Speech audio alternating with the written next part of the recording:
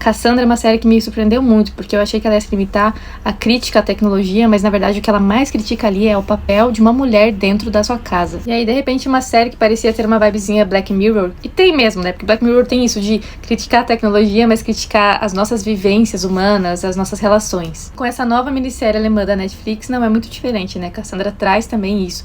Essa crítica à inteligência artificial, ao poder que a gente dá pra tecnologia. Mas essa crítica à questão tecnológica, eu acho que ela é, em primeiro lugar, muito óbvia, em segundo, muito pequena. Porque a maior crítica da série é justamente sobre o papel da mulher. Sim, pra quem tá de saco cheio com conteúdo, sei lá, feministinhos, caralho, eu sinto muito, mas a série é sobre isso. É sobre o quanto a mulher é silenciada dentro da sua própria casa. E a maior prova disso é o fato de que o nome Cassandra não é à toa. Cassandra é o nome também de uma personagem muito importante da Grécia Antiga, do mito de Cassandra, que justamente conta a história dela, de que ela era uma pessoa que foi presenteada pelo deus Apolo com o dom de profecias. Então ela via coisas terríveis que aconteciam no futuro. Acontece que Apolo se apaixonou por Cassandra e ele tentou seduzir ela de todas as formas, mas ela não quis ficar com Apolo. Então, como uma forma de vingança, este presente, este dom que ele deu pra ela, ele fez com que ele tivesse uma controvérsia. No caso, assim como ela tinha o poder de ter essas profecias ali em mãos, de saber o que ia acontecer no futuro, também acontecia o lance de que ninguém acreditava nela. Ninguém escutava essa mulher. Então o cara que dizia amá-la deu pra ela um super presente que ele transformou numa baita de uma maldição,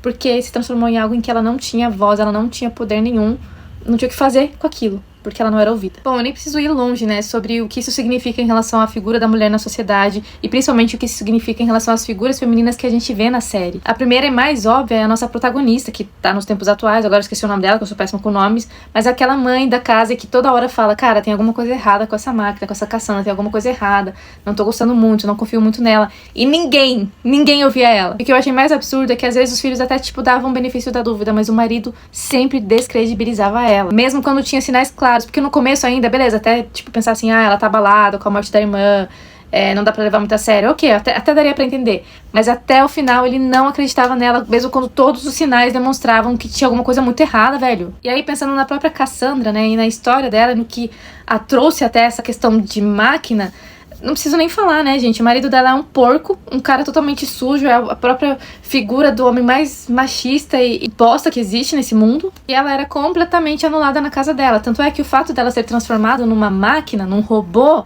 na verdade, era só uma continuação do que ela já era. Porque ela já era um robô dentro de casa. Um robô que era feito pra servir, que era feito pra dizer sim, senhor, amém, fazer as coisas conforme o combinado, mas que não tinha nenhuma voz, nenhum poder, nenhuma oportunidade de viver qualquer coisa que fosse para ela. Ela só vivia em função dos outros. Eu acho fascinante esse núcleo da Cassandra, porque a gente vê ela se transformando, de certa forma, em um monstro, em que o pai e o filho ficam assustados, mas esse monstro foram eles mesmos que construíram. Principalmente o marido dela, né? Que além de todo aquele clichê de ser um cara traidor, que trai ela com a melhor amiga dela, de ser um cara que critica o corpo dela, um cara que não queria ter outro filho porque ele não sabia ser pai, um cara que ficou puta da vida quando percebeu que o segundo filho na verdade ia ser uma menina, porque o primeiro filho nunca performou essa ideia de masculinidade que ele esperava. Além disso, o próprio marido dela foi o cara que causou a morte dela e causou a destruição da filha dela. Então assim, esse cara, ele conseguiu despertar dentro de mim um ódio tão grande que eu não consigo nem explicar pra vocês. Mas o interessante é que enquanto a gente vê esse extremo de um cara muito bosta, desse macho escroto que a gente vê como um modelo perfeito de tudo que é de ruim no homem, a gente vê um outro marido nos tempos atuais que também performa uma masculinidade tóxica, um machismo, só que de uma maneira muito mais sutil. E aí, enquanto a gente vê o marido de Cassandra como um vilão muito descarado, porque ele é tudo que é de ruim no homem, a gente vê esse outro exemplo de marido que ele parece bom. Ele não parece ruim. Pô, ele é um bom pai, ele é presente, nananã, ele parece que, sei lá, que comparece na sua função. Mas se a gente for cavar fundo, ele comparece mesmo? Ele é realmente um bom pai, um pai tão presente assim na vida dos filhos? Ele realmente faz tanto esforço assim pela família? E ainda que fosse, ainda que disséssemos assim, nossa, ele é um homem exemplar, o fato dele nunca acreditar na esposa, pelo amor de Deus, gente. Desde o primeiro momento em que ele descredibiliza totalmente a esposa, sem não dar nem, assim, a chance de dúvida, eu olhei e falei, mano, que bosta. O que essa mulher tá fazendo com esse cara? Como que é possível eu estar casada com alguém que não tem fé em mim? Mas o auge de tudo isso é no final, quando a Cassandra pede pra ele matar a esposa e fala pra ele bem claramente, olha, eu preciso que você faça isso, mas eu gostaria que você soubesse que eu jamais tocaria nos seus filhos. Eu tocaria em você, eu tocaria na sua esposa. Mas em criança...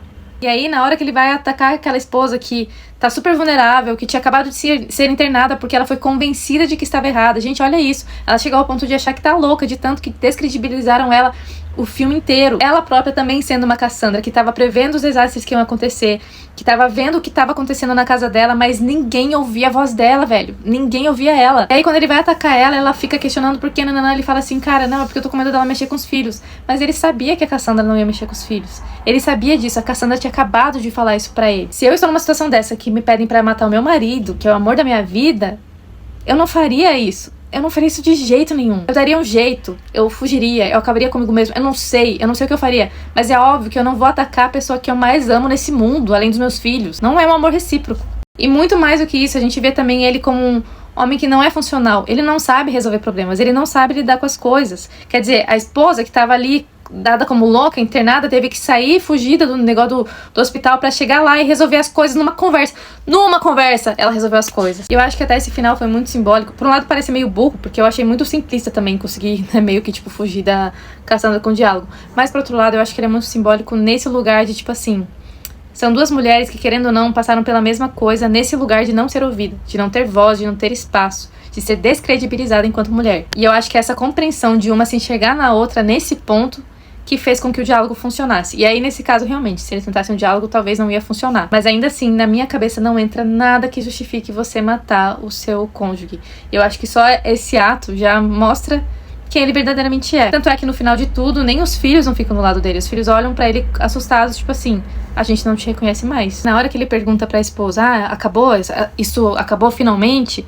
Ela fala que sim, que acabou, e ela não tá falando da Cassandra. Ela tá falando deles. Eles acabaram. Não existe mais relação, não existe possibilidade de continuar uma relação assim. Se a gente for ver bem, isso já devia ter acabado faz tempo, a relação dos dois, porque ela aguentou muito e ainda foi simpática. O cara não acreditava em nada do que ela falava, o cara não tinha um mínimo de confiança na esposa. Como que uma relação pode caminhar desse jeito? Agora, falando da Cassandra, uma coisa que eu achei interessantíssima a respeito dela é que de todas as merdas que o marido fez pra ela, que foram várias, inclusive a questão da radiação que causou a morte dela e quase causou a morte da filha e fez com que a filha nascesse com todas aquelas deformidades e tudo mais, de tudo isso que ele fez, de todas essas bocejadas que ele fez, a única coisa que ela realmente falou pra ele, que nunca ia perdoar, a única coisa que ela teve até coragem de jogar na cara dele foi: eu nunca vou te perdoar por não ter sido um bom pai. Ela podia cobrar ele por tanto. Ela podia cobrar ele, inclusive, pelo fato de que ele nunca foi um marido decente. Mas a única coisa que ela cobrou foi a questão da paternidade, que ele nunca teve a decência de exercer da maneira que se espera. O mínimo, sabe? O básico que se espera de um pai. Cara, essa série realmente tem um plot twist em cada episódio. Eu fiquei muito curiosa, tanto é que eu assisti ela toda de uma vez, porque eu fiquei muito curiosa pra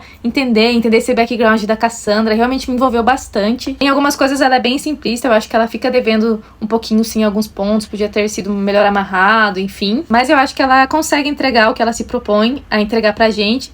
E essa crítica social da mulher sem voz, eu achei, assim, muito profunda, assim, muito certeira mesmo. Queria fazer um último adendo aqui, que é aquela música que ela fica Guten Morgen, Guten Morgen.